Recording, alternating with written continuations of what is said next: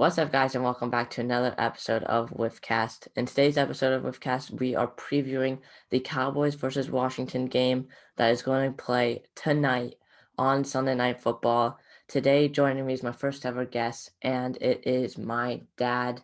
Hello, and welcome to the show. Hello! Woohoo! Go Cowboys! So, I just want to talk about the Cowboys for a little bit. As you Prescott, should. As you yeah. should. Let's talk about the Cowboys. All right, so Prescott, is he in a slump right now? I don't think so. I mean, come on. He's not having his best games and stuff like that, but let's be realistic. Most of the teams in the NFL would sit there and want a Dak Prescott as their quarterback, even if he's in a little bit of a slump. But you know what the best, way to get out of a slump is? Play whiffed. Woohoo! Yeah, that's not good. I'm not gonna lie. I'd rather have Dak Prescott over Taylor Heineke. So What? More than, and I thought that, like Heineke was the savior of the Washington team. What happened? yeah, And but then I thought maybe you guys were going to start the Garrett Gilbert era of Washington, Cowboys great sensation Garrett Gilbert, but it looks like Heineke's going to start again. yeah, Heineke, Kyle Allen, both off the COVID list. Also, some other notables, Cam Curl. I talked about in my last episode how we really missed like the coverage on the tight ends because we did not have him. He's also off the COVID list, and we also get Kendall Fuller back as well after missing last week. So those are two very big secondary pickups. Plus, of course, their backup quarterback is also back. Now here, this is a question. Personally, I think Tony Pollard is better than Ezekiel Elliott. What are your opinions on this? I got to sit there and say, like, I love Zeke and everything, but I've always been a huge Tony Pollard fan since his rookie year. He's always been amazing for us. He's got this sneaky ability to always gain yards and to squeeze into spaces that, Zeke's a big guy. He can't really kind of like squirm in between the line and everything. But Pollard just has this way of, taking a 4-yard loss and making it a 2-yard gain and everything. So I don't know. Is he better? Right now, he's definitely playing better. But, is he better overall? I don't know. It depends. But I love the fact that we have both and they complement each other really well. Yeah, I agree on that. And also, you got to remember here, Zeke, he's been dealing with this knee injury the entire season. So he's not playing at his best. But also, in the past few seasons, he's kind of really not played at his best, anyways, injury or no injury. Yeah, Um, you got to remember with Zeke, like, it's always, you always want to root for the underdog. So you're always rooting for the backup and stuff like that. You got to remember game plans are built around stopping Zeke. Game plans aren't really built around stopping Tony. And so Pollard has the ability to kind of come in and just do his thing, in short bursts or even in more extended bursts. And he's great for the team and everything. But, I do question how well he would do if he was the number one back and people were actually game planning against him. That's true. Yeah, I didn't really think about that. And here are some stats. Zeke so far this season, 862 yards to Tony Pollard, 676. But Pollard almost has 100 less attempts than Zeke so far this season, at 119 to Zeke's 201. Also, Tony Pollard averaging more than a yard more than Zeke here on plays that he runs. He is right now third best in the league run with yards per rush average with a 5.7 right now. So that is like really good. His explosiveness in the last few weeks have really gone up with Dak's slump. So the running game for the Dallas Cowboys right now have definitely been, I would say, probably the best in the NFL right now. So do you think that the WIF team's going to be able to stop the Dallas run game, like whether it be I mean, Zeke or Pollard? it's definitely going to be tough. We supposedly had one of the best defensive lines in the league before the beginning of the season, but it's been kind of struggling recently, and also COVID.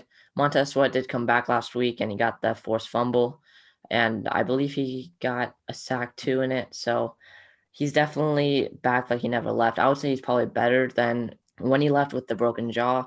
Last game he played, by the way, of course Tuesday, but then before that was Halloween night. So it was a big gap, and wondering if Sweat would come back into like good conditioning and stuff.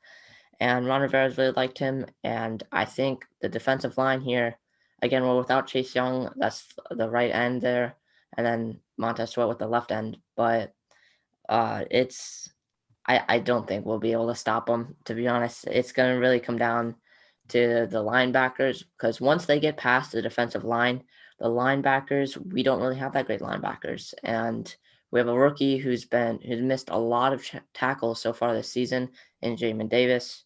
And also his play recognition has really, I would say it's probably like a 60 in Madden 22. It's not that good at all. If it makes you feel any better, the Cowboys offensive line has really been struggling too. So I think it'll be interesting to see which of the two lines that are both struggling are going to be able to pull it out. We have all these Connors. They're not very good. McGovern, Williams, whatever Connor you want. Like, I feel like they're always kind of allowing sacks and allowing plays to bust up. And then that makes Dak have to run around and improvise. And usually he does good improvising. But like you said, lately he hasn't been able to hit his throws as well. Yeah, I agree with that. It's been kind of a struggle. And with Dak here, Ceedee Lamb, one of his favorite targets right now, I would say probably his favorite target. But last week here against the Giants, you guys won that game. But I watched a part of it, and Ceedee Lamb, he was dropping a lot of wide open passes. I feel like one week he catches, 8, 9 catches, all of his targets. The next week he drops a bunch of them. Is Ceedee Lamb, wearing the 88, is he the future of the Dallas Cowboys wide receiver group? Absolutely, he is. You got to remember, like, as amazing as he's been, it's only his second year or something like that. And so, he's still going through those growing pains. When you look at the catches that he's missing right now, the drops, a lot of times he's already, he's too worried about what's going to happen next. He's looking downfield. He's looking to see what move he's going to make after the catch, and he's losing focus on the catch, right? That's a very, common problem with young wide receivers. He's going to learn from it. He's going to get better. He's not going to make those mistakes anymore. Is he the future this year? Yeah, he's really good, right? And I think he's really helpful for the team. But I still think he's got a really promising future. And he is, he's really earned that 88 so far. Yeah, and you also have to take into account Michael Gallup, unrestricted free agent after this season. So that's probably going to be a big loss for the Cowboys wide receiver group. You still got Amari Cooper, who I believe will be a free agent the following season or 2 seasons. Yeah. 2 years, yeah. So it's definitely going to be a little interesting there. The Cowboys defense, now I want to move to the defense here. They've really improved over last season, where they were historically the worst defense to ever really play the game. And now they've really picked it up, especially in the secondary this year. Yeah, I gotta say, last year watching the team, I don't know if you consciously tried to make the defense the worst possible in the league. I still think they do better than what we had last year, right? Like, They were just horrible last year. I gotta say, I really don't recognize our defense anymore because, not just last year, but really for the last 5-10 years, we're not really known for getting takeaways. We're not really known for being aggressive. It's usually a bend, don't break type defense, but we usually break at the end. For this year has been amazing in the sense that we've got takeaways, we've got aggressive players chasing after things. Even when you take Diggs's interceptions away, the rest of the defense has actually done pretty decent with interceptions, right? Mm-hmm. Anthony Brown and Jordan Lewis and others have been doing really great. So, I'm really hopeful for this defense. I still think it probably needs another year or two to become great. Like, I think it's still missing some players, but I definitely think it's overachieving right now. So I do worry that it's going to come back down to earth a little bit, but they definitely are heading in the right direction. Yeah, I agree with that. And two things here. First, I believe Trevon Diggs has more interceptions than the entire Dallas defense did last season. Right now, Trevon Diggs. It's not hard. Yeah, he's sitting at 10 right now. And also the defensive line, Demarcus Lawrence coming back from his injury, and Randy Gregory, who's been played incredible football right now in the last few weeks, especially in that Washington game where he had, I believe, 3 sacks and a forced fumble. Oh, no, interception. It was very hard to watch if you were a Washington fan. But Randy Gregory, thoughts on him? I just hope that he can keep things straight. Obviously his problem has never been talent. It's been whether he can keep his head on straight off the field and, kind of just, quite frankly, grow up and become an adult, right? And so, I think it's really trending well. I'm really hopeful for him. I know the Cowboys we get made fun of a lot, for taking chances on players and stuff like that. Some pay off, some don't. I really hope Randy Gregory does pay off just for him personally and everything. But going back to the defense and everything else, I think it's been great the way they've really started to come together. Demarcus Lawrence, it was painful to have him out for so long, but I actually think it's it might work out for us in the end because he's got fresh legs right now, and That's so true. Yeah. it was horrible when he wasn't there. We definitely struggled a lot. Now that he's back, hopefully, he's in midseason form by the time the playoffs come around. That's actually very true. I didn't really think about it that way. Now we go back to the secondary a little bit. Trevon Diggs, right now sitting at 10 interceptions. He's 4 away from tying the record from Nitrian Lane, 5 away from breaking it. His 3 quarterbacks coming up, Taylor Heineke on Sunday. Then next week, you got Kyler Murray. And the week after that's Jalen Hurts. 4 away from tie, 5 away from breaking it. Does he break the interception record? As much as I want him to, I'm going to say no. He might pick up an interception or two against Heineke. Hurts doesn't throw the ball very much, as we both know, watching Philly and stuff like that. And so I think just the sheer number of passes, his odds of getting an interception, aren't that great. And so, will he come close? Yeah, but I don't necessarily think that he'll hit the number. Yeah, I believe that too. It's definitely been I've definitely been on the Trevon Diggs watch the last few weeks. Because earlier in the year when I made a video about how he won't break the record, and that was about week 4, and so every time he picks one up, I have people in the comments saying, "Oh, he's getting closer." So it's Hey, I'd be yeah. super happy if he does break the record. Don't get me wrong. I want to be wrong here. But if you're asking me to, pick one and put some money on it, I just can't do it. Yeah, it's gonna definitely come down to the wire, maybe the final game or something. So definitely going to be close now here. Going to the game on Sunday, Washington against Dallas, prime time, Sunday night football.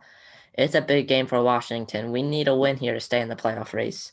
And Heineke, yeah, we get Heineke back from the COVID list. We get Montez Sweat back. We also get boost in the secondary, like I said earlier, Kendall Fuller, Cam Curl. Um, it's a big game for Washington and Dallas here with the Titans win on Thursday night. They have clinched a playoff spot. Do you think they take it easy? Do you think they take it easy on Washington? No, because they're still going for seeding, right? So, I know it's kind of a weird NFC this year. I think mathematically they still have a chance for the number 1 seed in the bye week, right? And I just don't Yeah, think with 3 games left, it's a little early to take your foot off the pedal. Now, you get down to week 17, week 18, maybe depending on where things are at. But right now, plus it's too big a rivalry, right? You can't take yeah, it. There's no such thing as a easy Washington Dallas game, no matter what the team's records are. I'll tell you what I'm scared most about is the way this rivalry works is usually whoever's having the worst season tends to do well in this game. So I am really worried that Washington's going to pull it out somehow. I don't know how, but just, history, the way it goes, Cowboys are having a good season. It's usually Washington that beats them. Washington's having a good season. It's usually the Cowboys that beat them. So, yeah. fingers crossed. It's definitely going to be interesting. So you guys play the Cardinals right now. You're sitting at the 2 seed in the playoffs. You guys clinch the playoffs. A win on Sunday will clinch the division for you guys.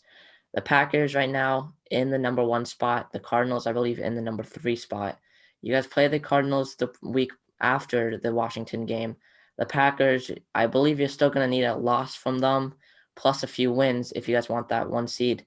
It's going to be tough, I would say. The Packers right now are playing really great, but the thing that's killing them is the special teams.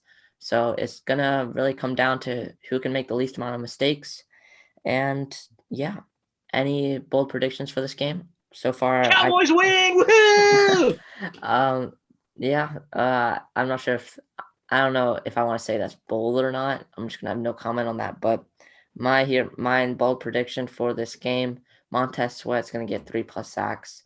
I don't see that left side, not that great. I mean, it's okay, but especially on the edge, I believe that's one of the Connors sitting there. So it's definitely gonna be interesting.